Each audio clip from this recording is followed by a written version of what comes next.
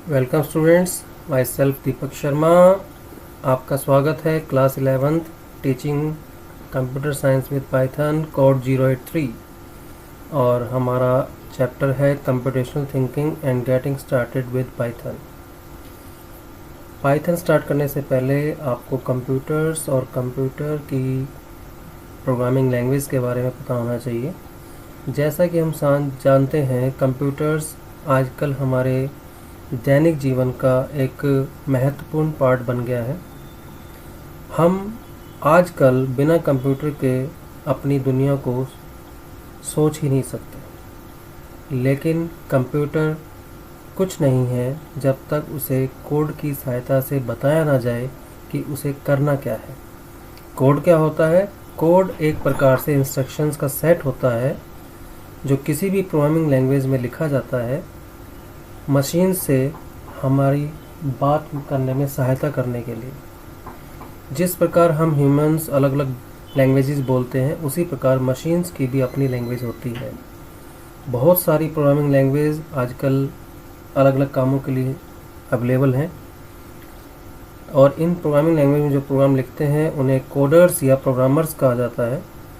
Coders या programmer यानी कि हम वो लोग होते हैं जो इन प्रोग्रामिंग लैंग्वेजेस को समझते हैं और इनको यूज़ करके अपना काम कंप्यूटर से करवाते हैं।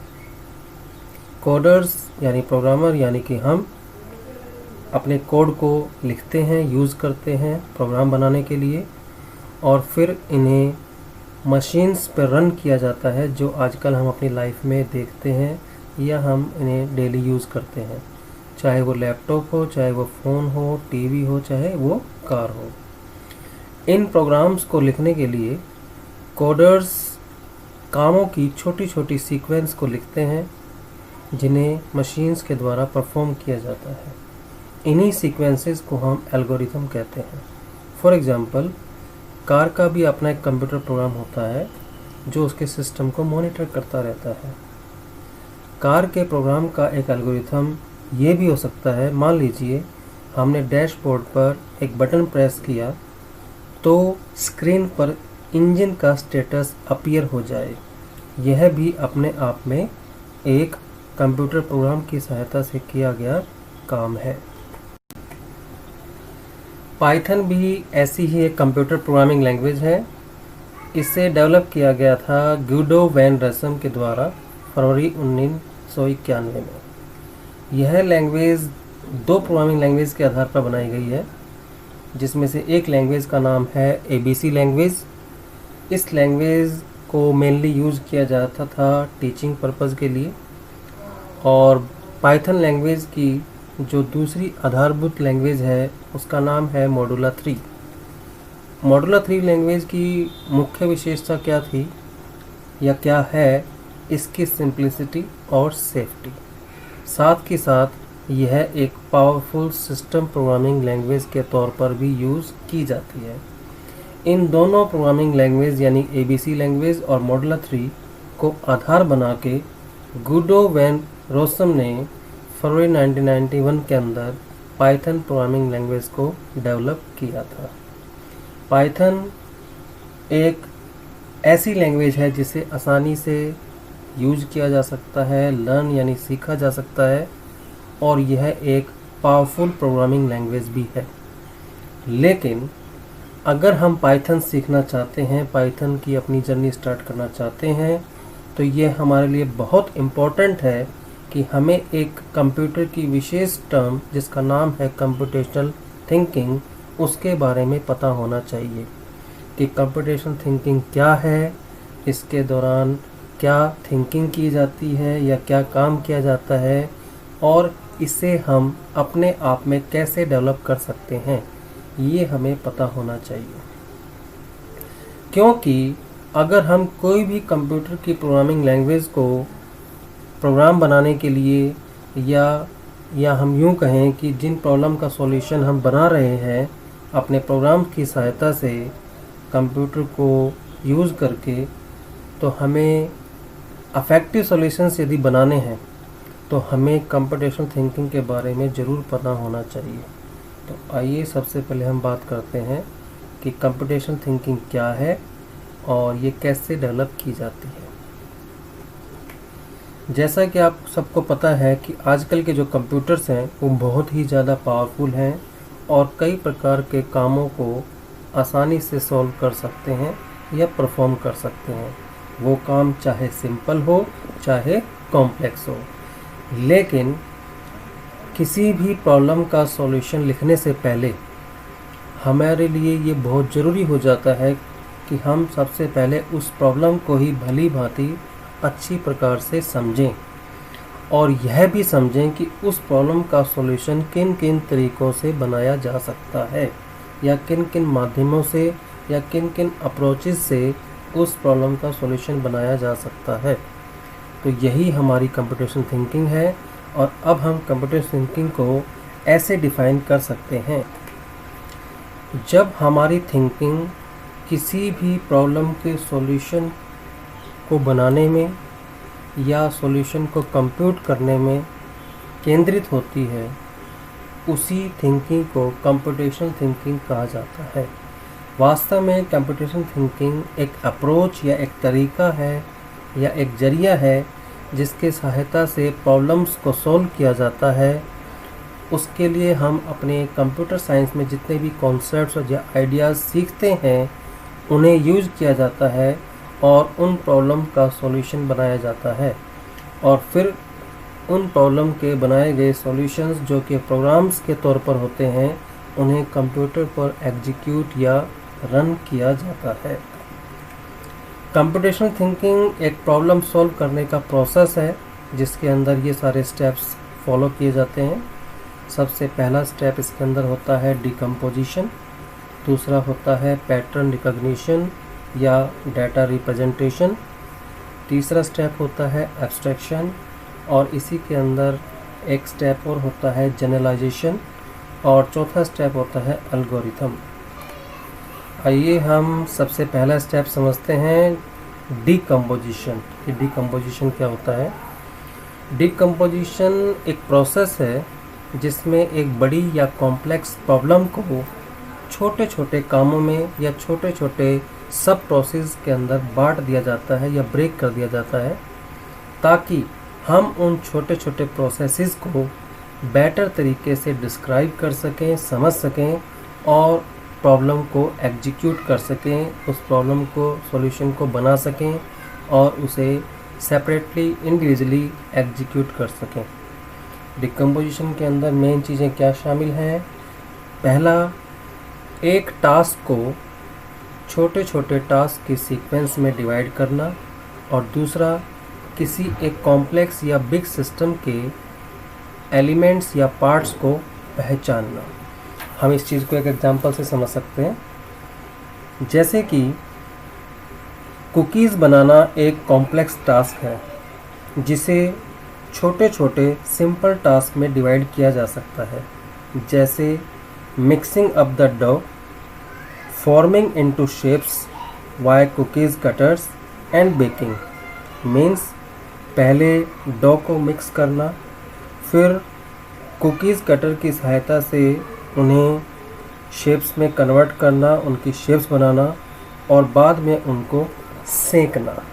तो ये एक बड़ा टास्क था क्या? कुकीज़ बनाना। और कुकीज़ बनाने के अंदर 3 सब टास्क क्या आए? मिक्सिंग अप द डो यानी डो को मिक्स करना, शेप्स बनाना वह कुकी कटर की सहायता से और तीसरा काम क्या आया? बेकिंग।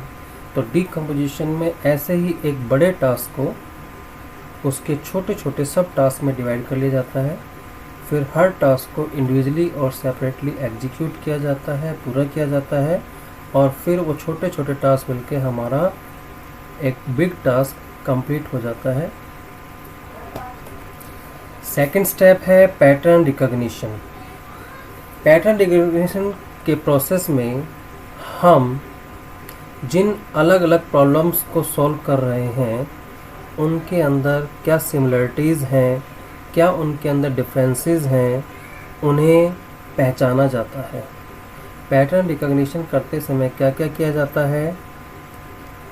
हमें यह जानना होता है कि प्रॉब्लम्स से संबंधित जितने भी ऑब्जेक्ट्स हैं, जो डेटाज हैं, उनके आपस में क्या सिमिलरिटीज़ हैं या क्या डिफरेंसेस हैं, ताकि हम शॉर्टकट्स बना सकें और शॉर्टकट्स की पहचान करने के बाद उन प्रॉब्लम्स को उनके पॉसिबल सॉल्यूशंस में कन्वर्ट किया जाता है।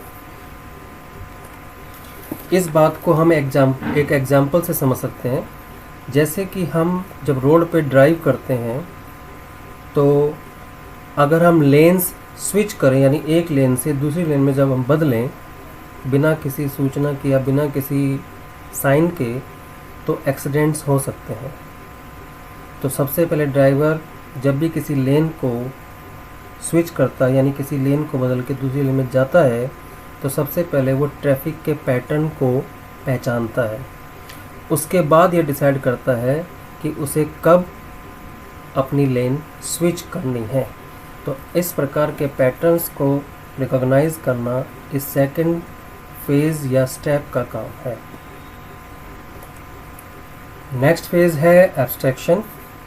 एब्स्ट्रैक्शन या डाटा एब्स्ट्रैक्शन का मतलब होता है जिस प्रॉब्लम को आप सॉल्यूशन बनाने जा रहे हैं उस प्रॉब्लम या कॉन्टेक्स्ट से संबंधित जो इन्फॉर्मेशन है, आपका सारा का सारा ध्यान उसी पर ही केंद्रित रहे। एब्स्ट्रैक्शन के अंदर क्या क्या चीज़ें शामिल होती हैं कि सबसे पहले कॉन्टेक्स्ट या प्रॉब्लम को पहचानना और उस कॉन्टेक्स्ट या प्रॉब्लम से संबंधित इन्फॉर्मेशन को ही आइडेंटिफाई करना, बाकी दूसरी डिटेल्स को नज़रअंदाज कर देना। यानी हमें सारा का सारा ध्यान उसी ही जानकारी पे केंद्रित रखना है जो किसी पर्टिकुलर कॉन्टेक्स्ट या प्रॉब्लम से संबंधित हो। बाकी दूसरी डिटेल्स के प्रति हमें ध्यान नहीं देना है। एब्स्ट्रैक्शन को भी हम एक एग्जांपल से समझ सकते हैं कि जिस प्रकार एक डॉग की डिटेल इन्फॉर्मेशन होती है, इसका कलर, इसकी ब्रीड, इसका size, height, weight, shape of its tail, skin patterns, diseases etcetera etcetera. लेकिन यदि कोई ड्राइंग टीचर किसी डॉग की पेंटिंग बनाता है तो उसे ये कोई मतलब नहीं है कि उस कुत्ते की ब्रीड क्या है, वेट क्या है, डिसीज़ क्या है। उसे केवल उसके कलर पर, साइज़ पर, टेल की शेप पर, स्किन पैटर्न पर ध्यान केंद्रित करना होता है, क्योंकि उसका कंटेक्स्ट है केवल डॉग की पेंटिंग को ड्रॉ करना, और यही उसके लिए एब्स्ट्रैक्शन है।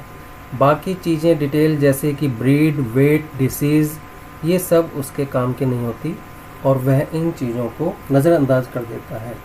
लेकिन यदि हम किसी वेटरनरी डॉक्टर यानी पशु चिकित्सक के पास जाते हैं तो उसके लिए डॉग की इन सभी जानकारियों की बहुत ज़रूरत होती है, जैसे कि डॉग की ब्रीड क्या है, वेट क्या है, डिसीज़ क्या है, एट्सेट्रा। ठीक है, तो हर व्यक्ति का किसी भी प्रॉब्लम या कंटेक्स्ट से कुछ संबंधित कार्य होता है, उसको उसी पे ही फोकस करना होता है। बाकी डिटेल्स उसके कार्य से संबंधित नहीं होती, जिसको वह नज़रअंदाज कर सकता है। और हमें इस फेज़ पे इस एब्स्ट्रैक्शन पर ही ध्यान देना है कि जो प्रॉब्लम और कंटेक्स्ट हमारे पास है, हम उसी से संबंधित इन्फॉर्मेशन को पहचानें, उसी पर कार्य करें, बाकी डिटेल्स को इग्नोर कर दें। इसी के अंदर एक अगला स्टेप आता है जनरलाइजेशन, जिसका मतलब ये होता है कि हमें दो या दो से ज़्यादा प्रॉब्लम्स को आइडेंटिफाई करना है और हमें यह जानना है कि उन दोनों प्रॉब्लम के अंदर ऐसी कौन सी चीज़ है जो कॉमन है, या उनमें ऐसी कौन सी विशेषताएं हैं जो वो दोनों के अंदर आपस में एक दूसरे के साथ शेयर कर रहे हैं। इससे क्या फ़ायदा होगा कि यदि हमने किसी एक प्रॉब्लम का मॉडल या सॉल्यूशन पहले से ही बना लिया है, तो हम उसी से मिलती जुलती प्रॉब्लम के सॉल्यूशन बनाने के लिए हमारे पहले से बने हुए सॉल्यूशन को यूज करके उसका नई प्रॉब्लम का एक नया सॉल्यूशन बना सकते हैं। यानी एक प्रॉब्लम के सॉल्यूशन या मॉडल को हम अडॉप्ट या अप्लाई कर सकते हैं दूसरी प्रॉब्लम जो उसके जैसी मिलती जुलती है उसका सॉल्यूशन बनाने के लिए। नेक्स्ट स्टेप है एल्गोरिथम डिज़ाइन। जैसा कि आपको पता ही है एल्गोरिथम क्या होता है। एल्गोरिथम होता है किसी भी प्रॉब्लम का स्टेप बाय स्टेप सीक्वेंस में लिखा गया सॉल्यूशन, और ये किसी भी प्रॉब्लम को सॉल्व करने के लिए लिखा जाता है।